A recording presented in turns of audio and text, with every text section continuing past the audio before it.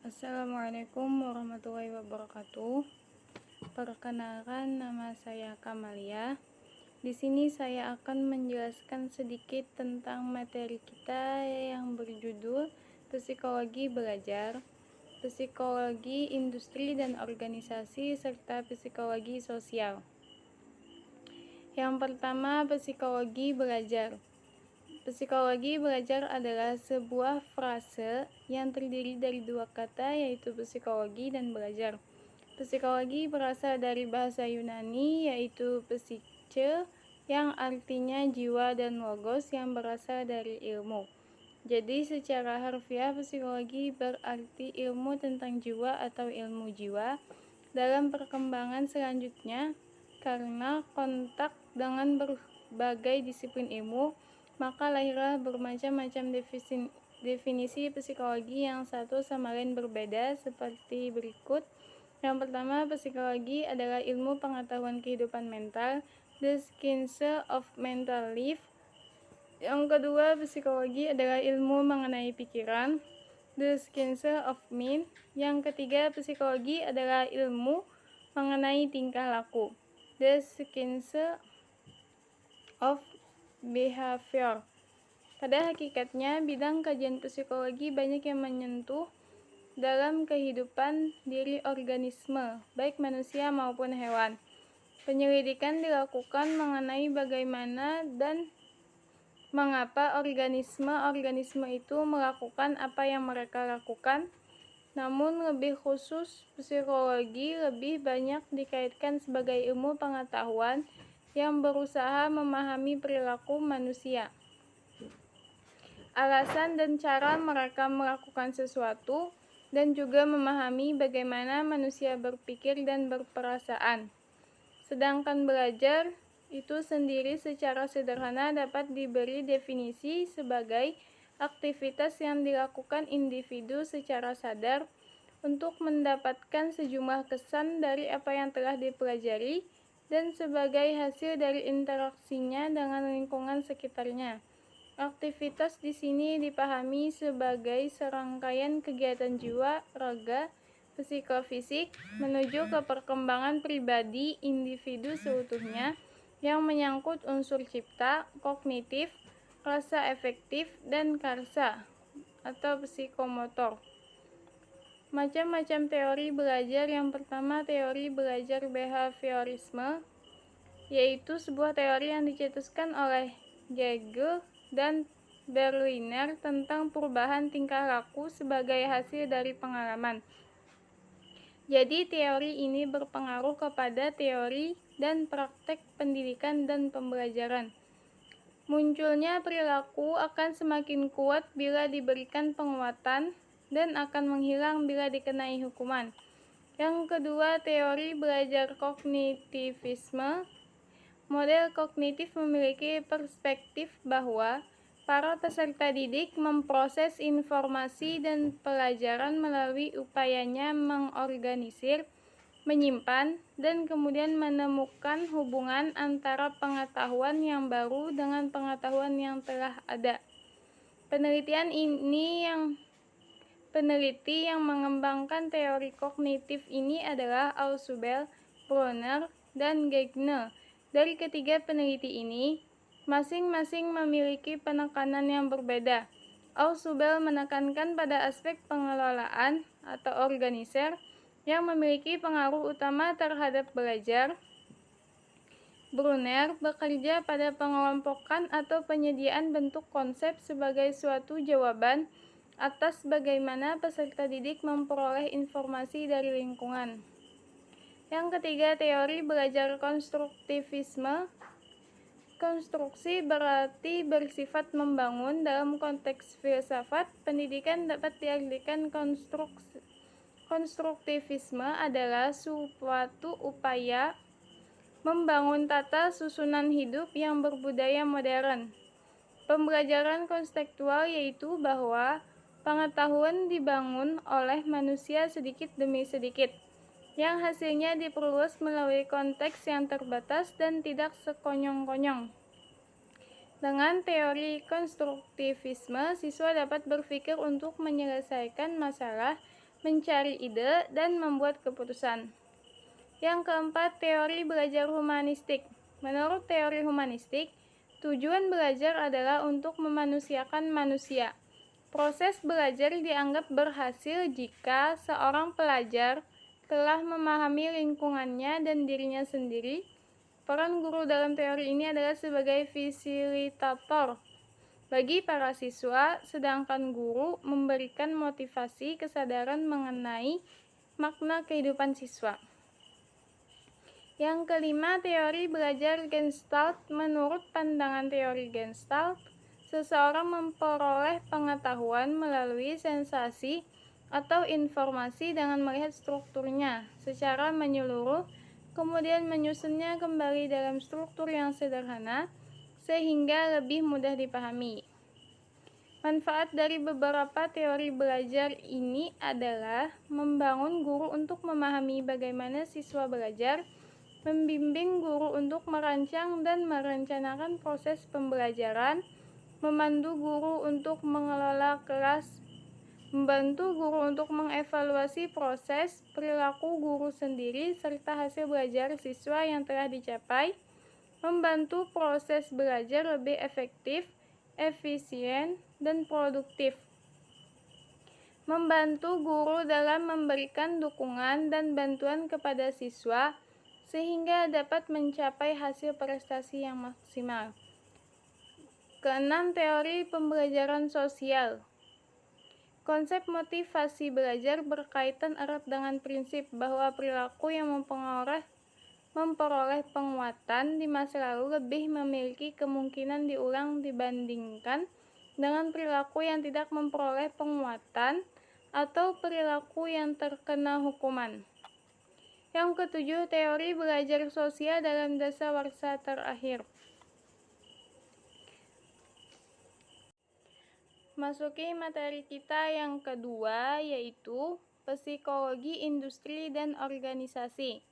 Penerapan psikologi umum di industri sudah mulai dilihat pada permulaan abad ke-20 oleh Walter Dill Scott tahun 1901 dalam periklanan. Tahun 1903 bukunya Theory of Advertising merupakan buku pertama yang membahas psikologi dalam kegiatan dengan aspek dunia kerja. Kondisi psikososial di tempat kerja secara potensial mempunyai arti yang lebih penting dari kondisi kerja fisik. Psikologi diferensial atau psikologi khusus, psikologi industri dan organisasi di Indonesia, atau psikologi ilmu terapan.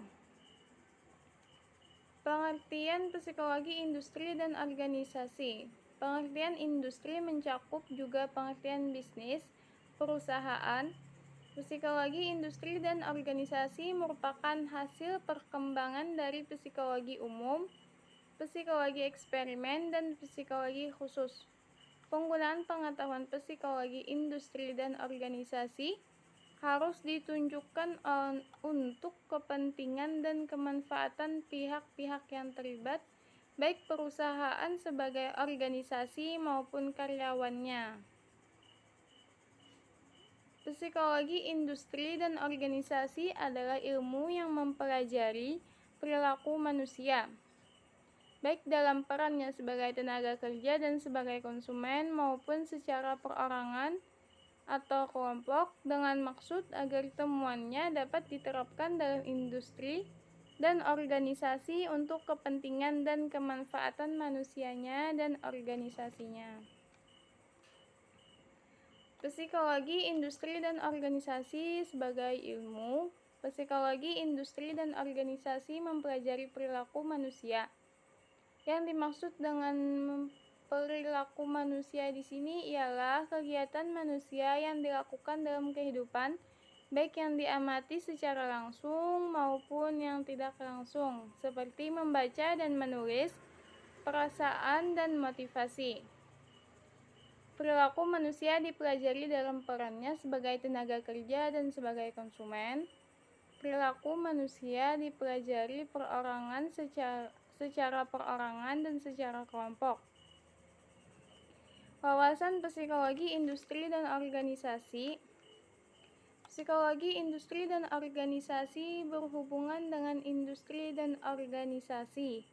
Semua ilmu ini dinamakan psikologi industri, yang fungsi utamanya menerapkan ilmu psikologi di industri dan organisasi yang tujuan utamanya bukan mencari keuntungan. Organisasi sebagai suatu sistem terdiri dari subsistem, yaitu satuan kerja yang besar seperti divisi atau urusan.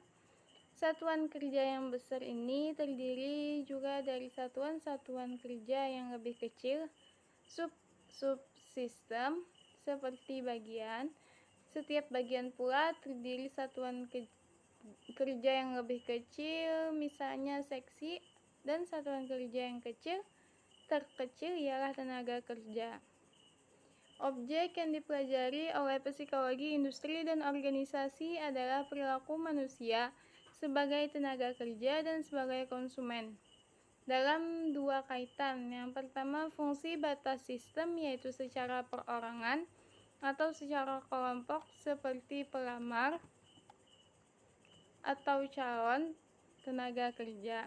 Yang kedua, proses produksi dalam sistem seperti tenaga kerja pelaksana yang dikelola atau tenaga kerja pengelola, manajer. Kaitan psikologi ini dengan perilaku keorganisasian, organisasional behavior. Sebagai tenaga kerja, perilaku dipelajari untuk menemukanali kepribadian, kecakap-cakapan, keterampilan, sikap, dan ciri-ciri kepribadian. Dengan tujuan khusus untuk diseleksi dan penempatan, untuk pelatihan dan pengembangan, juga dalam interaksi dengan lingkungan fisiknya, dalam interaksi dengan lingkungan sosialnya. Namun pada perilaku organisasi lebih fokus kepada interaksi dengan lingkungan sosialnya. Kaitan psikologi ini dengan manajer sumber daya manusia. Manajemen sumber daya manusia bekerja berdasarkan efisiensi dan efektivitas kerja, sedangkan psikologi industri berdasarkan mencari ciri-ciri yang absah pada manusia. Materi yang ketiga yaitu psikologi sosial. Psikologi sosial adalah suatu studi ilmiah tentang pengalaman dan tingkah laku individu-individu dalam hubungannya dengan situasi sosial. Ruang lingkup psikologi sosial. Psikologi sosial menjadi objek studinya adalah segala gerak-gerik atau tingkah laku yang timbul dalam konteks sosial atau lingkungan sosialnya. Oleh karenanya, masalah pokok yang dipelajari adalah pengaruh sosial atau perangsang sosial. Hal ini terjadi karena pengaruh sosial inilah yang mempengaruhi tingkah laku individu.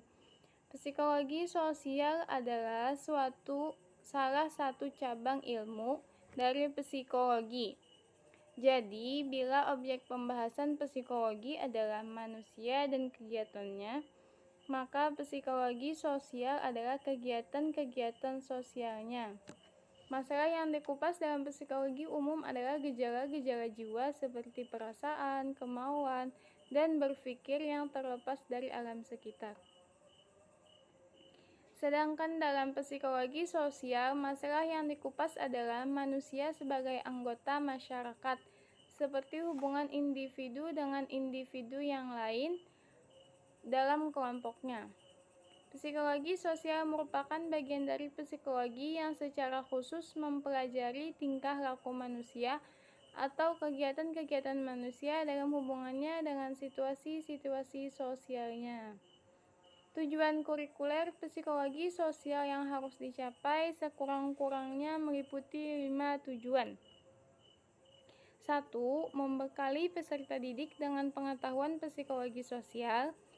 Yang kedua, membekali peserta didik dengan kemampuan mengidentifikasi, menganalisa, dan menyusun alternatif pemecahan masalah sosial. Yang ketiga, membekali peserta didik dengan kemampuan berkomunikasi dengan sesama warga masyarakat.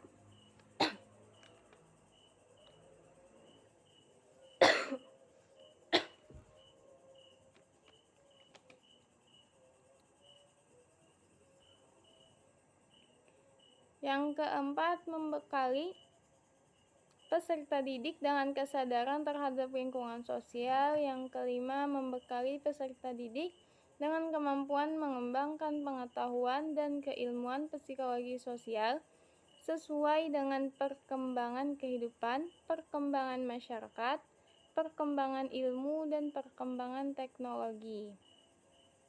Potensi manusia yang membedakan dengan makhluk ciptaan Tuhan lainnya ialah 1. Kemampuan menggunakan bahasa atau berkomunikasi. Yang kedua, adanya sikap etik dalam setiap masyarakat. Dan yang ketiga, hidup dalam 3 dimensi waktu.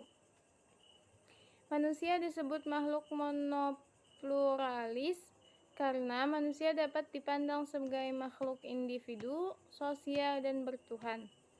Yang pertama, makhluk individu. Manusia sebagai makhluk individual berarti manusia itu merupakan suatu totalita.